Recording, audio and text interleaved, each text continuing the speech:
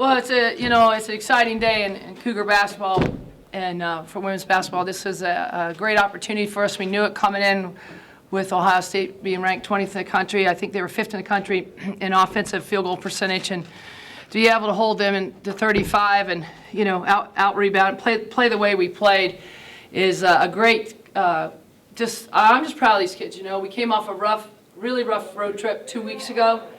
And we had to respond. We had to respond quick. And our leaders, Carly Noyes, Katie Grad, Irtia Mojo, they got these kids together and they said, this is not what we're about. We have got to improve. We've got to step in the gym and we've got to get physical. We've got to get way more focused and we've got to get on the same page. And to the leaders' credit, they're leading hard and demanding a lot. And to the young kids, they responded, and that's why we won today. It seemed like you guys' backcourt pressure seemed to rattle them early on. Yeah. Well, it starts with Tia. Tia and Donnie both did a great job up on their point guards, and we gave them a lot of different looks, and we were able to force some turnovers.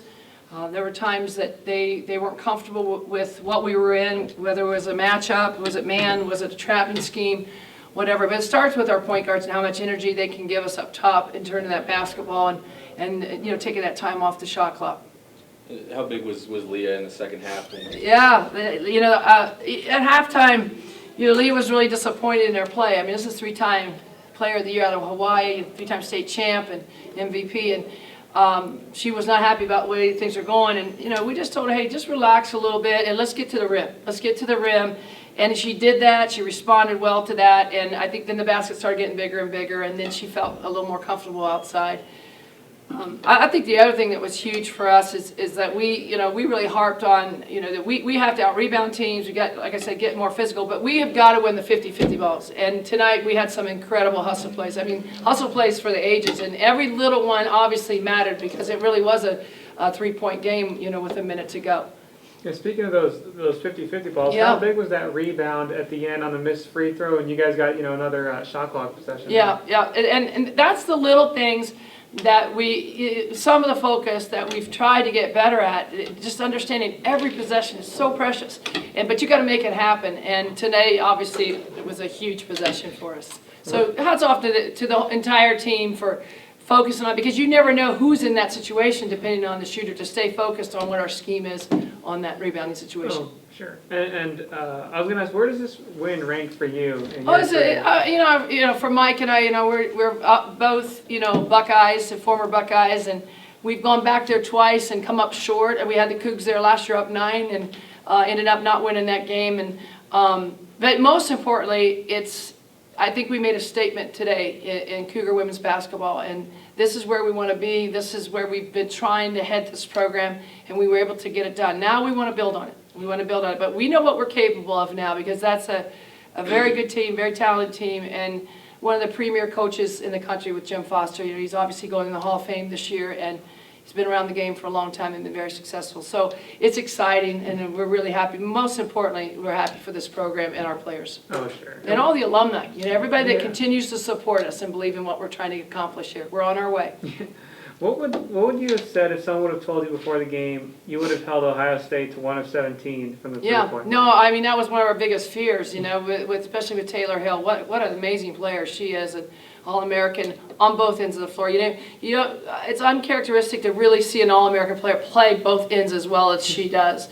But that was part of the game plan. We wanted to give her a lot of different looks off the pick and roll and try to take away the baseline. I mean, she just destroyed us off the baseline last year down in Columbus, and that was not going to happen this year. And the other thing that was key about playing against Taylor Hill and the Buckeyes, obviously Kraft, all of these kids are good players, is that we really struggled with turning the ball over late in the game, and I thought Tia and Donnie were phenomenal. Yeah. And our fours, and we let our fours bring the ball up, and Mariah Cooks had the spin move maybe of the year, and obviously Sage Romberg did a super job at the 4 too. But our fours are very versatile players. They were huge in this, just to take the pressure off our guards, who saw a lot of pressure from Kraft, Stokes, and obviously Taylor Hill. Sure. You guys have a tough non-conference stretch like this going. Yeah. I mean, how important is it to? It's just one? Yeah. I mean, we'll leave tonight for Louisville, and it's a confidence builder, no doubt, and it solidifies what these kids were told 2 weeks ago by their upperclassmen. We are not working hard enough, we are not focused enough, and we have got to get on the same page. And again, these kids jumped on their backs and said, okay, show us how to get it done in practice. And they practiced harder in the last 2 weeks than they practiced in my 6 years here. And 2 weeks is a long time in finals, you know. 2 weeks, it was a long time for the coaching staff too. And I think a lot of that reflects back to, you said, the senior leadership you mentioned at the beginning. What kind of role do you think Carly has meant to this team? All three of them are fantastic leaders. You know, Katie Grad didn't get to step on the floor today, but I'll tell you, Katie Grad had a major impact on what happened out there. And all, but Carly, I thought, you know, late, I think maybe I saw in the second to last time out, I was just telling Carly, you've got to get on Adams' shoulder high because she's turning right every time. And Carly took it away. She did spin back the one time, but you know, she was too far under at that point. But Carly defensively gives us a presence inside that, you know, it totally changes what teams try to do. And then, of course, Iritia Mojo had the start today. And she came, she's come into practice determined to play more assertive and get the old Iritia back. You know, she's coming off a double ACL, and she wanted to, you know, she wanted to prove herself to her teammates and herself. And I thought that she went right from practice, the flow of practice, right into the game. The charge that she took on Hill, I believe, early, I thought that was a game changer for Ohio State. I think that was her third foul, maybe. But that was phenomenal on her part. Sure. But all three seniors are doing a great job.